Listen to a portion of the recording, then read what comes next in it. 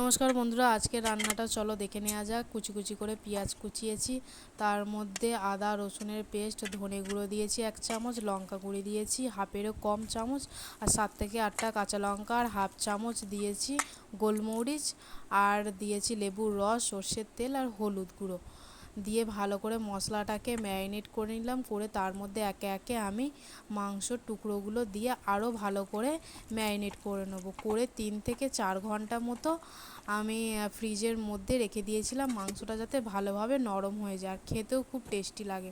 যদি তোমাদের হাতে সময় না থাকে তবু অন্তত আধ ঘন্টা মতো ম্যারিনেট করে রেখো।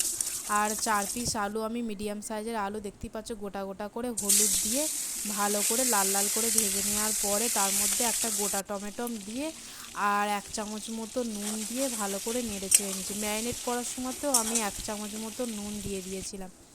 এবার দেখো, ম্যারিনেট করা মাংসটা দিয়ে আমি 15 থেকে 20 মিনিট মতো ভালো করে কষিয়ে নেব।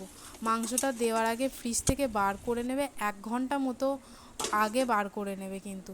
ঢাকা দিয়ে দিলাম, দিয়ে আমি পুরো রান্নাটাই মিডিয়াম আঁচে করেছি। মাঝে মাঝে আমি কিন্তু ঢাকা খুলে আমি কষিয়ে নিয়েছিলাম। দেখতেই পাচ্ছ তেল রিলিজ করেছে আর জলও অনেকটা বেরিয়েছে।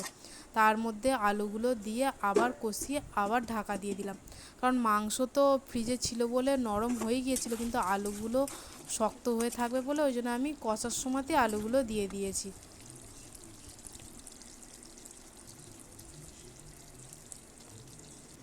দেখতেই পাচ্ছ, এবার 1 কাপ মতো জল দিয়েছি, আমি এখানে বেশি জল ইউজ করিনি।